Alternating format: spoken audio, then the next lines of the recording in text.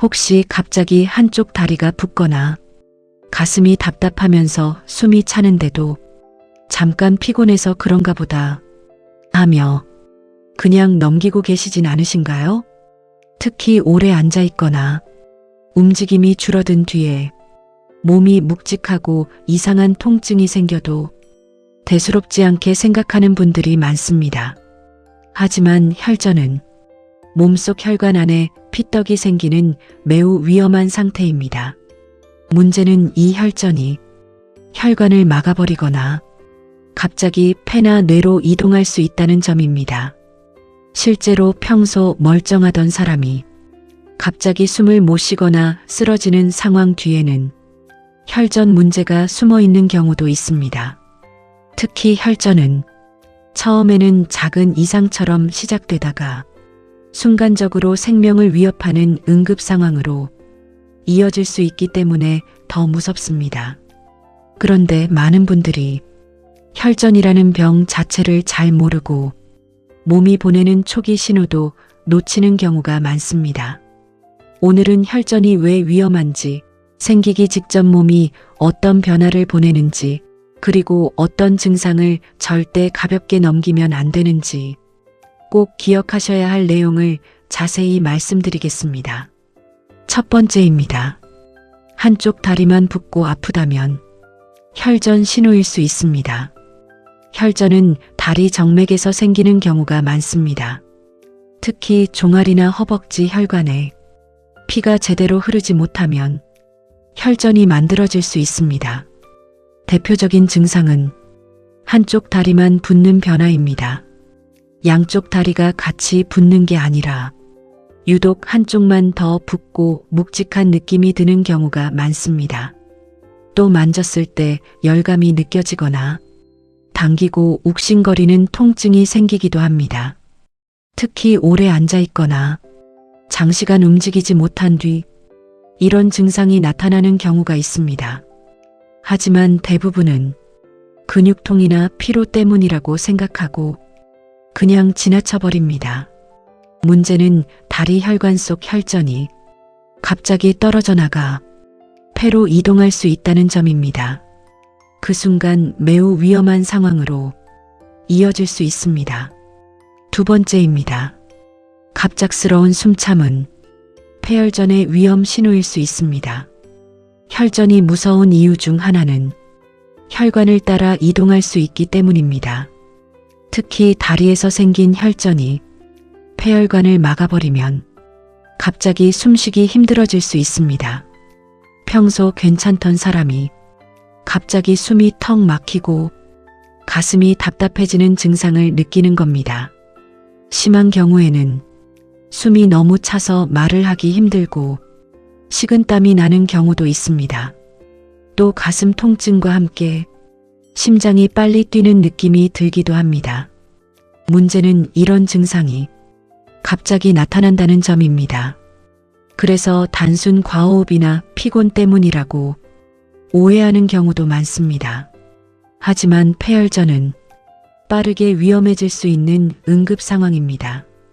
특히 숨참이 갑자기 심해지고 어지럼이나 실신 느낌까지 있다면 절대 기다리시면 안 됩니다. 세 번째입니다. 혈전은 움직임이 줄어들 때 더 잘 생길 수 있습니다. 우리 몸의 혈액은 움직임이 있어야 잘 순환됩니다. 그런데 오래 누워 있거나 장시간 앉아 있는 시간이 많아지면 혈류가 느려질 수 있습니다. 그 상태가 오래 지속되면 혈전이 생길 위험도 커질 수 있습니다.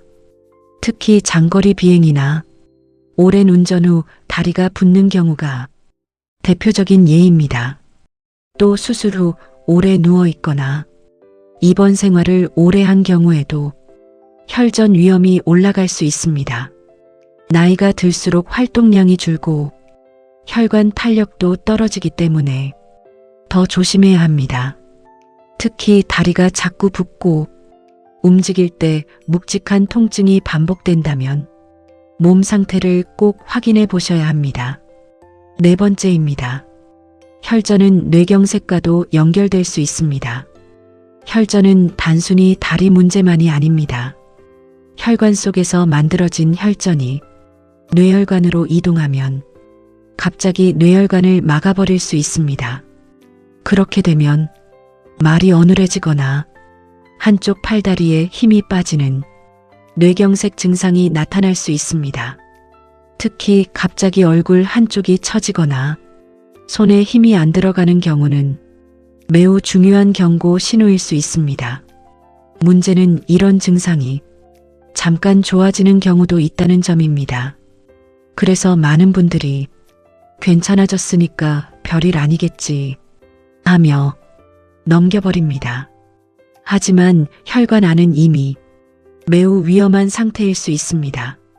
뇌는 한번 손상되면 회복이 쉽지 않기 때문에 시간이 정말 중요합니다. 5번째입니다. 혈전은 혈액이 끈적해질수록 위험성이 커질 수 있습니다. 물을 충분히 마시지 않거나 탈수 상태가 오래 지속되면 혈액은 더 끈적해질 수 있습니다. 특히 더운 날씨나 땀을 많이 흘린 뒤에도 수분 부족 상태가 생길 수 있습니다. 또 흡연은 혈관 손상을 일으키고 혈액 흐름에도 악영향을 줄 수 있습니다. 고혈압과 당뇨, 고지혈증 역시 혈전 위험을 높이는 중요한 원인입니다. 특히 복부 비만이 심한 경우에는 혈액순환 문제와 함께 혈관 염증 반응도 증가할 수 있습니다. 몸은 생활습관 영향을 생각보다 훨씬 크게 받습니다.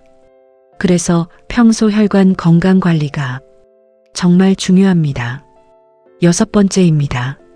갑작스러운 가슴 통증과 두근거림도 주의해야 합니다.